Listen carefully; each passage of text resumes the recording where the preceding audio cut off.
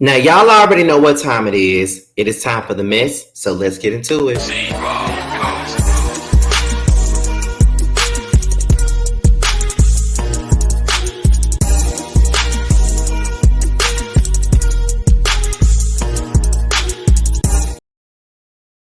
What's going on, you guys? It's be your boy, Scotty by Nature TV, and we're here for another episode of Yes for the Mess, where we talk about all things celebrity gossip, hot topics such as this one, and all things reality TV based, okay? So thank you guys for tuning in tonight. I am so happy that I'm here to give you guys this. And on top of that, y'all know that if y'all been looking at my Instagram, if you've been looking at my store, my community wall post, I have been completely exhausted, and I'm just now getting myself together. I went out, got my hair cut, as you can see, look beautiful, look handsome, look fabulous. Okay, I'm just everything, like, period. But I went and got my hair cut and all of that other stuff. Picked my brother up from work, and now I'm here. So I'm here to give you guys some videos. It's just a little bit later than normal, but it's okay. Now, before we get into today's hot topic, which is the dearly departed Shanquella Robinson, let's talk about what we got coming up on the platform. Now, tomorrow morning is Young, Fresh, and New, and it will be featuring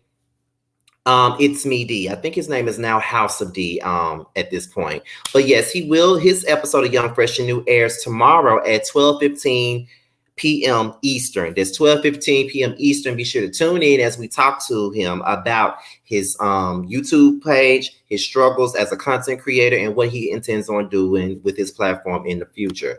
Okay, on Sunday morning, it will be Who Was Wrong featuring Yakratis as we sit down and discuss Cece and Evelyn. Okay, so tune in to Young, Fresh, and New and Who Was Wrong, and they both start at 12:15 Eastern time on Saturday and Sunday. So be on the lookout for it, okay? Now, with that being said, we're about to go ahead. Now, you guys already know that I have been covering this Shanquella Robinson case. I've been trying to be really sensitive about the things that I decide to post. There have been a lot of different rumors going around, a lot of different things that's been said and been talked about, and they haven't necessarily been factual. So I never want to come across as anyone's clout chaser. That's why I've been watching what I post. I haven't said anything about this case in over a week now. So I just been waiting on stuff to come out just so we can have a conversation about it, so we can talk about it. Okay. Now, what we're doing today is there was a Nightline interview with Shanquella Robinson's mom, and she spoke about the incident. Okay. So we're going to listen to that. I'm going to keep my overlay on because I don't want no copyright strikes, but we're going to listen to it. And after it's over with, we're going to discuss it. So we're about to go ahead and we're going to play it. And hopefully you guys can hear everything. All right. So let's get into it. I love this painting. I love the person that she was. That's all I got is our memories and this photo, my child. Those memories. These certain pictures make you cry. These portraits. Good memories. Are what Shanquella Robinson's parents hold close to their heart. She's on my mind. The first thing I wake up in the morning, the first thought is in my mind is her, Shanquella. She was a beautiful person on the outside, and she was a very beautiful person in the inside. She just had a beautiful spirit. Shanquella's life and legacy now shaped by her final moments. A brutal beating shared on social media. A vicious death while on vacation with friends. The growing mysteries surrounding the death of an American tourist. Just one day into that vacation, she turned up dead. The FBI has now opened an investigation. I'm raising awareness for Shanquella Robinson. A horrifying story gripping the country. Cries for justice spreading online. Shanquella needs justice. And now, Mexican authorities charging an unnamed U.S. citizen with murder, one of Shanquella's acquaintances. But still, the family left wondering what happened, who did it, and why. The further mystery of this case is that the people that she was with when she died, they let leave Mexico. I thank God for the 25 years that she were here with me, but I hate to see my child leave here like that, that was a terrible way for her to die. What were her hopes and dreams? What were her plans for herself? Well, she always said she wanted to have a successful business. That's all she pretty much talked about. And she could do anything. Yeah. Anything that she set her mind to do. That drive fulfilling her other passion, travel. Miami, Vegas, Jamaica. And in October, she was heading to San Jose del Cabo, Mexico, a seaside escape with 6 others. She was very excited about it. She called me and I said, well, okay, enjoy yourself. And I'll call you by the time I think you've gotten there. That Friday evening, she seemed very excited about the trip, you know. And she said she was getting ready to eat some tacos. They had a chef there. And I said, okay, love you. I will talk to you tomorrow. Enjoy yourself. And I never spoke with my child again. Not even 24 hours after her daughter landed in paradise, Salamandra says she got a worrying call from one of the friends who told her Shanquella wasn't feeling well. And I said, well, what's wrong with her? And he said, alcohol poisoning. I didn't know what alcohol poisoning was, you know. But he said, the doctor is on the way. And I said, well, how you know alcohol poisoning if the doctor haven't arrived yet? According to the police report, the doctor recommended that Shanquella be taken to the hospital, but the friends allegedly refused. And I said, well, why you can't take her to the hospital? You know, take her to the hospital. And he said, well, they say you have to have cash money. I said, well, she has insurance. And he said, well, she need about $5,000 to be seen in the emergency room. Soon after, another series of calls. Salamandra was told an ambulance had arrived, but it was too late. They said that she was responsible and the ambulance was trying to resuscitate her. He said he was sorry that Shanquella had passed. He said it just like that? Just like that. He wasn't even emotionally upset or nothing about it. And I say, well, you know, it was nothing I could do. It's just my heart just crumbled, you know, because I couldn't even get to my child. She's 2,000 miles away.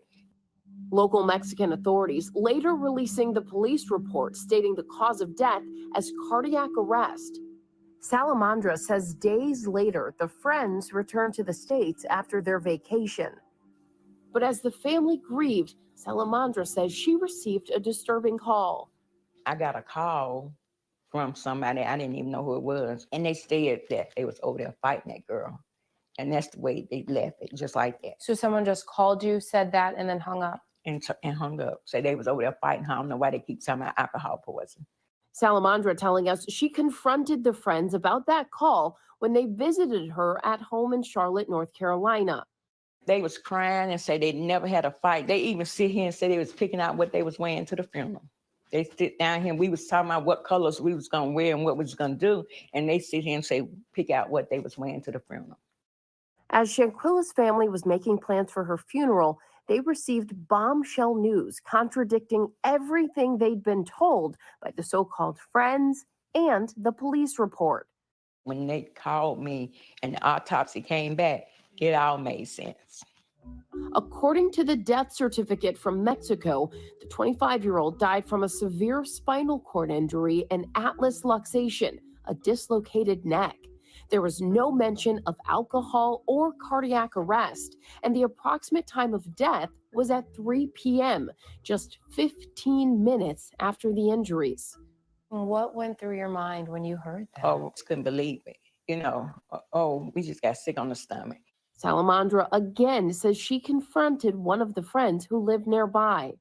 They say Shanquella didn't die from no alcohol poisoning. They say she had been beating her neck. He broke out in a sweat and he came out of his shirt. He was sweating so bad. It's like it was eating him up. But soon, another punch in the gut.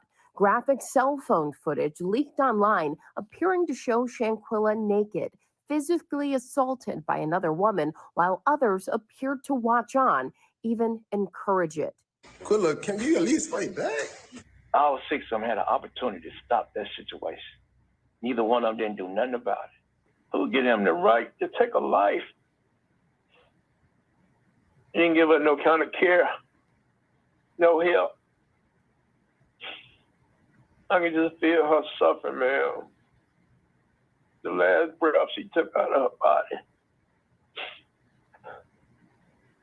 It's hard, but I want the world to see it. I want everything to come out because I want justice for my child. I pray for her family and I pray for justice. That video sparking demands for answers. I'm raising awareness for Shanquella Robinson. Thousands of people across social media posting justice for Quilla and say her name.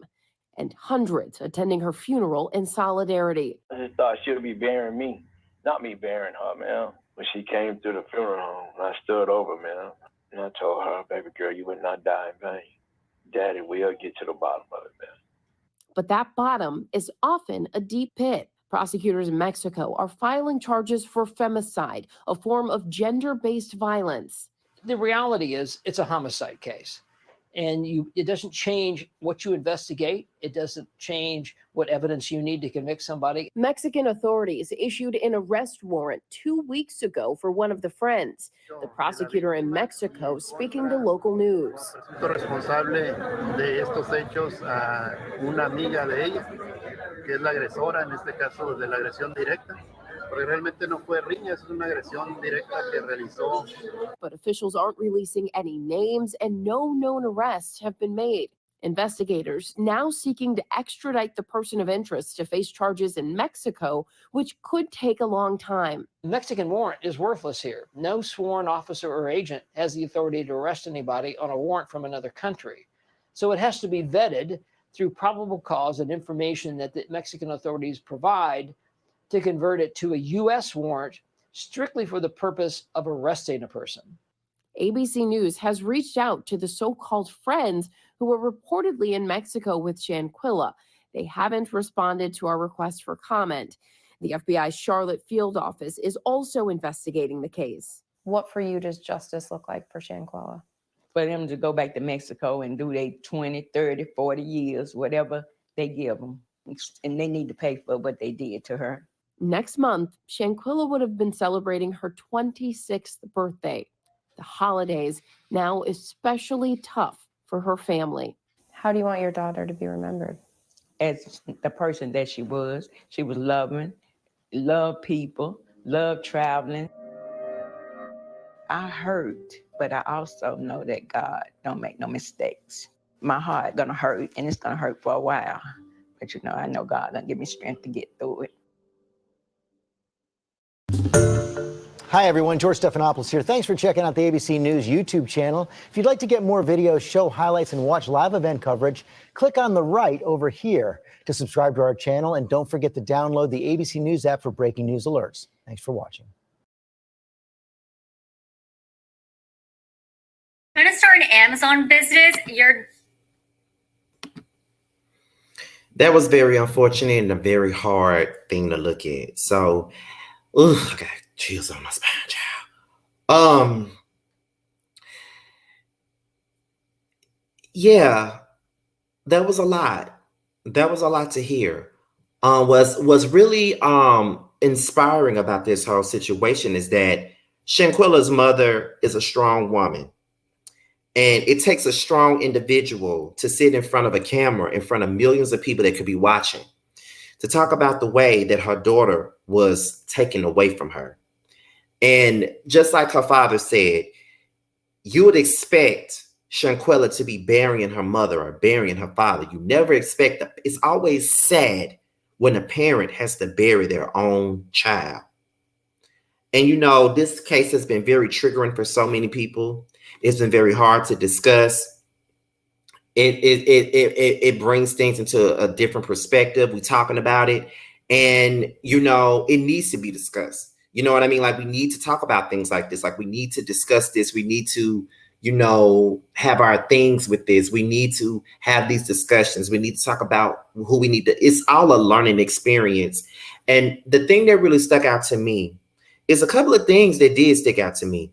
You call the girl's mom. You tell her that it's alcohol poisoning. Well, how do you know that it's alcohol poisoning if you ain't seen the doctor?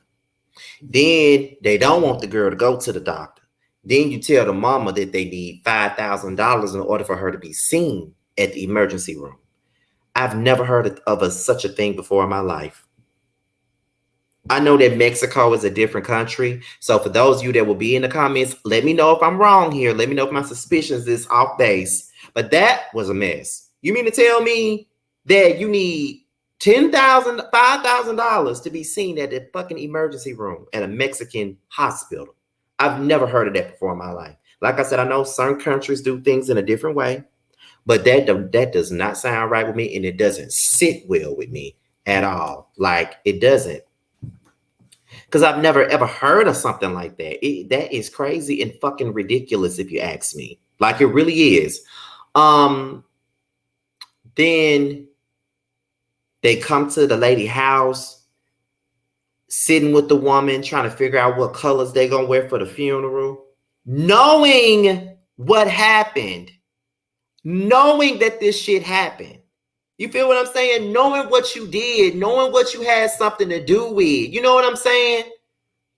If I ain't never heard of a fake friend, that is the real definition of a fake friend. How the fuck dare you go to this woman's house while she's grieving for her child, and you know you had something to do with it, or you know you was a bystander, not an innocent one though, a guilty bystander watching this shit go down, and you go to this woman's house, sitting with her, mourning with her, picking out colors for the funeral with her when you know this went down.